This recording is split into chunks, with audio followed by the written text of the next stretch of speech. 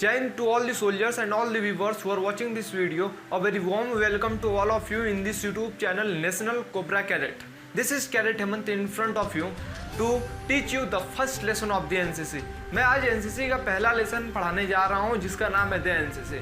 The NCC पे पहले से 4 वीडियो YouTube पे अपलोड हो चुका है, या 5वां पार्ट है, 5वां पार्ट बनने जा रहा है. 5वें पार्ट के वीडियो में आप लोग क्या पढ़ेंगे? 5वें पार्ट में आप लोग पहला चीज NCC organisation, NCC skeleton and NCC directorate. एक वीडियो में this is the 5th part of the video and you will study about the 3 sub heading of the first lesson. जो पहला लेसन का सब हेडिंग है इसमें से आप 3 टॉपिक्स को पढ़ेंगे, organisation, skeleton and डायरेक्टोरेट्स.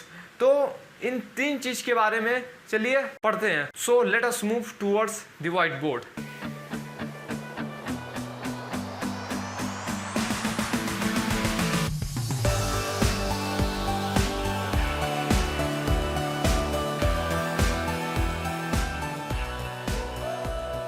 At the headquarter level, this organization is headed by an officer of the rank of Lieutenant General. जो अपेक्स लेवल पे, सबसे हाईएस्ट लेवल पे एक ऑफिसर कमांड करता है पूरे होल एनसीसी को. तकरीबन 14 लाख के आसपास स्ट्रेंथ है एनसीसी का, पूरे को कमांड वही करता है. डायरेक्टर जनरल जिसे बोला जाता है, डायरेक्टर जनरल का रैंक क्या होता है? Lieutenant general.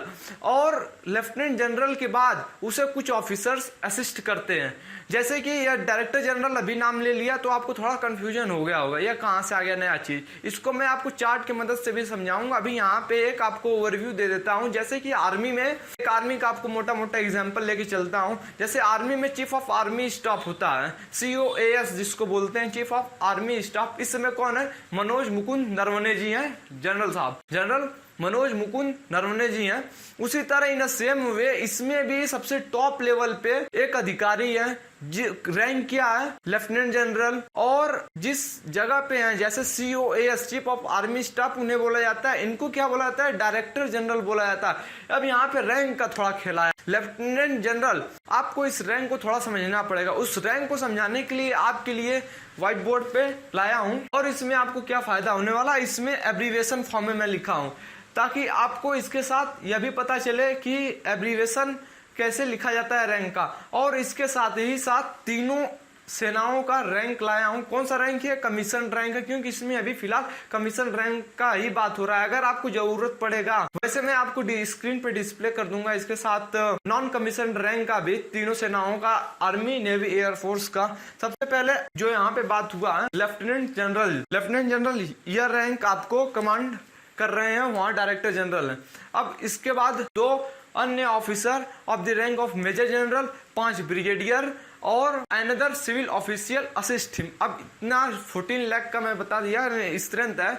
अब उसको कमांड एंड कंट्रोल करने के लिए, उनके साथ रहने के लिए, कोऑर्डिनेशन के लिए और भी अधिकारी चाहिए. तो उसके लिए 2 मेजर जनरल के अधिकारी, 5 ब्रिगेडियर और अन्य सिविल ऑफिशियल्स उन्हें उनका साथ देते हैं, उन्हें असिस्ट करते हैं. There are 17 directorates in the state capital. 17 directorates हैं स्टेट के कैपिटल में. जैसे कि आप, मैं एग्जांपल के लिए बता देता हूं, जैसे उत्तर प्रदेश का लखनऊ में है, उत्तराखंड का देहरादून में है. इसी तरीके से हर एक स्टेट के कैपिटल में डायरेक्टोरेट्स इसके एस्टेब्लिश किए गए हैं. कुल कितने डायरेक्टोरेट्स हैं? कुल 17 डायरेक्टोरेट्स. They are the 17 डायरेक्टोरेट्स.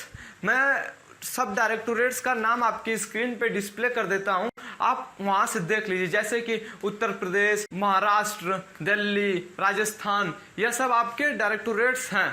17 डायरेक्टोरेट्स है पूरे. Directorates is headed by an officer. जो डायरेक्टोरेट्स को कौन हेड करता है? एक अधिकारी. किस रैंक का होता है? मेजर जनरल, जो कि आपका अधिकारी होता है. डायरेक्टोरेट्स को हेड करने के लिए वो एक मेजर जनरल का अधिकारी होता है. मेजर जनरल का अधिकारी जस्ट उसके नीचे का अधिकारी उसे लीड करता है. रैंक क्या है? Major general. यह ट्राई सर्विस, मतलब तीनों सेनाओं का, आर्मी, नेवी, एयरफोर्स. यहाँ पे आप देखिए मेजर जनरल RADM. अब आपको यहाँ पे इसका पूरा नाम भी पता चल जाएगा. यह सब फायदे हैं एब्रीविएशन फॉर्म में. इसके साथ साथ आप नोट्स बनाते चलिए और लिखते चलिए. RADM रियल एडमिरल और AVM air vice marshal. And after that, depending upon the size, the state and growth of NCC in the state directorates have up to 14 group headquarters. मतलब कि उसके नफरी के हिसाब से, स्ट्रेंथ के हिसाब से एक स्टेट का जो डायरेक्टोरेट्स है, अब मेन दिल्ली में जो था हेडक्वार्टर, उसमें से डायरेक्टोरेट्स बन गए। कितने डायरेक्टोरेट्स हुए? 17 डायरेक्टोरेट्स हुए, 17 डायरेक्टोरेट्स हुए। अब 17 डायरेक्टोरेट्स में से ग्रुप हेडक्वार्टर डिवाइड होंगे। ग्रुप हेडक्वार्टर जब डिवाइड होंगे तो एक डायरेक्टोरेट्स 14 ग्रुप को संभालेगा। And after that each group is headed by an officer of the rank of brigadier or equivalent known as group commander।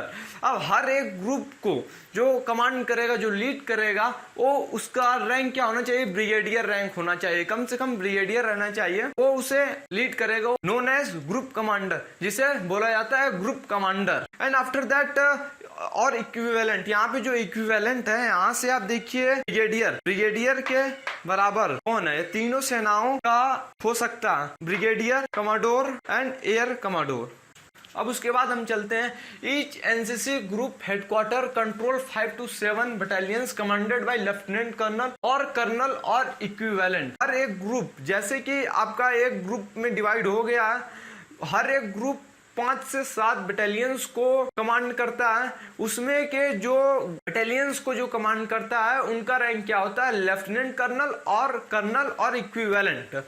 After that अब यहाँ पे लेफ्टिनेंट कर्नल और कर्नल इक्विवेलेंट पूछा है। अगर आपसे कोई पूछ देगा कि लेफ्टिनेंट कर्नल रैंक एयरफोर्स के किस रैंक के बराबर है, तो आप लगेंगे सोचने, तो आप तुरंत नोट्स खोलेंगे, तुरंत यहाँ पे देखेंगे और बता देंगे कि विंग कमांडर के बराबर होता है। ईच बटालियन, अब हर एक बटालियन क्या है? कंसिस्ट होता है कंपनी से या प्लाटून से।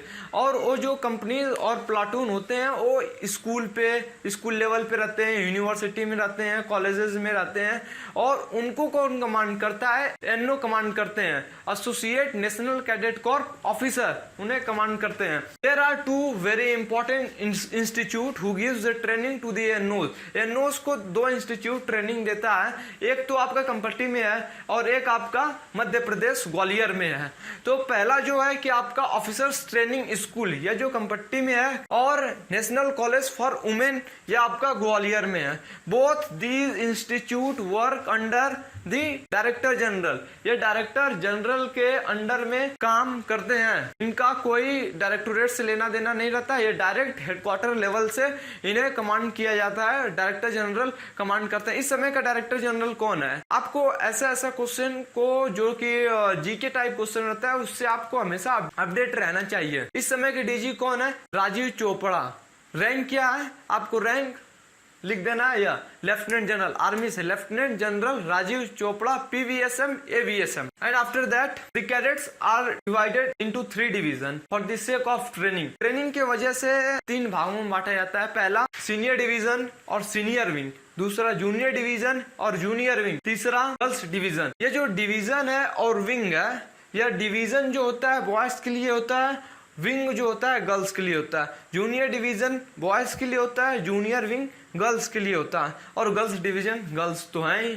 यहाँ पे जब मैं डायरेक्टर जनरल का बात कर ही लिया था, तो उसके बारे में एक और अपडेट्स ले लेते हैं कि ये डायरेक्टर जनरल जो रैंक का है, अब तक कितने बने, कौन कौन बना और इस समय कौन है। इस समय कौन है बता दिया। डायरेक्टर जनरल आपको मैं पिछली वीडियो में बताया था, पिछला वीडियो हमेशा नाम आ जा रहा है, तो आप से यही रिक्वेस्ट है कि पीछे से पूरा प्लेलिस्ट में वीडियो पूरा है, शुरू से देखते हुए आइए, तब आपका डाउट क्लियर हो जाएगा। नहीं डाउट क्लियर होता है तो आप मेल आईडी आ रहा है, मेल आईडी पे मेल करिए और जवाब आपको मिलेगा। थोड़ा लेट हो सकता है लेकिन मिलेगा जरूर। डीजी एनसीसी इस समय कौन है बता चुका, lieutenant general Rajeev Chopra, PVSM, AVSM. और उसके पहले कौन था आप यहाँ पे देख सकते हैं, कब से 31 जनवरी 2019 से यह कमांड लिए हैं। And after that PP Malhotra ji थे, lieutenant general PP Malhotra ji 11 April 2018 से कमांड लिए थे। विनोद वशिष्ठ जी 23 दिसंबर 2006 से। और डायरेक्टर, अब यहाँ पे आपको ये डायरेक्टर रैंक आ गया है। डायरेक्टर में हुआ क्या था कि इसको डायरेक्टर रैंक को बदल करके फिर डायरेक्टर जनरल किया गया, इसलिए जीजी बेवूर के पहले लगता है डायरेक्टर जीजी बेवूर। तो इतना हम लोगों ने पढ़ लिया। फाइनली यह है कि आप इसको आप लोग लिख लीजिए और इसको समझ लीजिए क्योंकि ये बहुत ही जरूरी है। आपको मैं टेबल के थ्रू समझाता हूँ, आपकी स्क्रीन पे टेबल आएगा, आप वहाँ पे देखिए और मैं आपको समझाता हूँ, क्योंकि उस तरीके से आपको अच्छी तरीके से समझ में आ जाए। ट्रेनिंग के लिए कैडेट्स को 3 ग्रुप में डिवाइड किया गया है। पहला क्या है, senior, junior and girls division. अब इसको सबसे पहले हम जान लेते हैं कि ये सीनियर में क्या होता है। सीनियर डिवीजन की मैं बात कर रहा हूँ, आपकी स्क्रीन पे चार्ट बना हुआ आएगा, आप उस पर देख करके समझिए। ये जो सीनियर डिवीजन है आर्मी, नेवी और एयरफोर्स के लिए, इसमें क्या रहना चाहिए, student from colleges and universities age 15 से 26 साल रहना चाहिए। इसमें क्या होता है, सिर्फ ट्रेनिंग में के ड्यूरेशन में चेंजेज होता है। इनका जो ट्रेनिंग का ड्यूरेशन होता है या 3 ईयर होता है और जूनियर का 2 इयर्स होता है। अब हम आते हैं जूनियर डिवीजन पे। जूनियर डिवीजन के बच्चों को मिडिल स्कूल से लिया जाता है एज 13 to 16। इनका ट्रेनिंग 2 इयर्स का है, जो कि बता चुका हूं। अब इसके बाद हम आते हैं गर्ल्स डिवीजन पे। गर्ल्स डिवीजन में 2 ब्रांच होती हैं, signal company and nursing company. इसमें एसडी और जेडी दोनों होते हैं, जो कि इनका एज होता है, एज कोई वैसा नहीं है, अब इसके हिसाब से आपको पता चल जाएगा, एज वही 13 से 26 साल तक होगा। ट्रेनिंग पीरियड इनका क्या होता है, जूनियर विंग के लिए 2 साल और सीनियर विंग के लिए 3 साल। अब स्ट्रेंथ का बात कर लेते थोड़ा। एनसीसी, इनका जो कैडेट्स का स्ट्रेंथ होता है किस हिसाब से होता है, आर्मी, नेवी और एयरफोर्स में। सबसे पहले आर्मी का बात करते हैं। इसका भी आपकी स्क्रीन पे टेबल आ गया है। Each battalion consist of company और प्लेटून। मैं पहले बता चुका था। यहाँ पे प्लाटून में कितने होते हैं कैडेट्स, 52, कंपनी में 160, सीनियर विंग में 2 to 7 कंपनीज।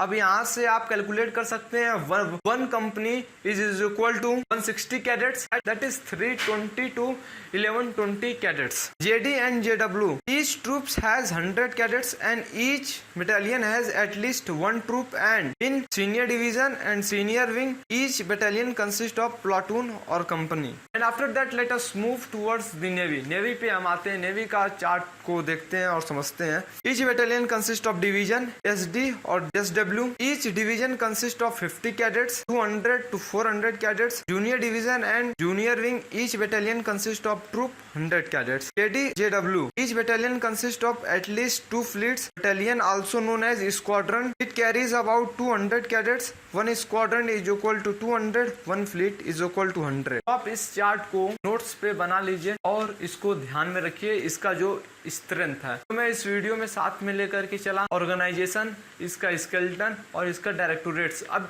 बात किया था कि इसके लिए आपकी स्क्रीन पे चार्ट आएगा, वहां से आप ध्यान से देखिए और मैं यहाँ से बता रहा हूँ, आप उस पर देखते जाइए और नोट्स बनाते जाइए। सबसे पहले इसको हेड कौन करता है, ministry of defence. Ministry of defence इसे हेड करती है। And after that director general, इसमें से 2 एडीजीज हैं, 5 डीडीजीज हैं, deputy director general. And after that civilian staff है उनके साथ। डायरेक्टोरेट्स पे आते हैं। हेडक्वार्टर कहाँ है, capital of the state. Major general rank के उन्हें लीड करते हैं। ग्रुप हेडक्वार्टर है। ब्रिगेडियर रैंक के उन्हें लीड करते हैं। हेडक्वार्टर कहाँ है, big cities of the province. Battalion level पे लेफ्टिनेंट कर्नल और कर्नल लीड करते हैं। इसका हेडक्वार्टर कहाँ पे, डिफरेंट सिटीज में है। एंड आफ्टर दैट बटालियन के बाद क्या होता है, प्लाटून या कंपनी में डिवाइड होता है, जो कि आप सभी लोग जानते हैं अपना बटालियन खुद। फिर उसके बाद प्लाटून और कंपनी में डिस्ट्रीब्यूट होता है, जो कि आपके स्कूल, कॉलेजेस और यूनिवर्सिटीज में है। अब बटालियन लेवल के बाद कंपनीज प्लाटून में डिस्ट्रीब्यूट होते हैं, जो कि आपके कॉलेजेस, यूनिवर्सिटीज में कंपनी और प्लाटून रहते हैं। अब वहां से आपको उसी हिसाब से सीट वैकेंसी जाती है। जिस स्कूल में ज्यादा बच्चे रहते हैं वहां पे कंपनी बनाना पड़ता है, अदरवाइज प्लाटून रहता है। अब उसके बाद उसको जो कंपनी या प्लाटून को कौन कमांड करता है, lieutenant to major general rank का एक एनओ उसे कमांड करता है। तो इस वीडियो में इतना है। तो in the next part of the video, that is the 6th part of the video, we will discuss about the NCC training aims and advantages. NCC का प्रशिक्षण के बारे में, उसका एम क्या है और एडवांटेजेस, उसके फायदे क्या है, उसको अगले वीडियो में पढ़ा जाएगा। तब तक के लिए जय हिंद, जय भारत।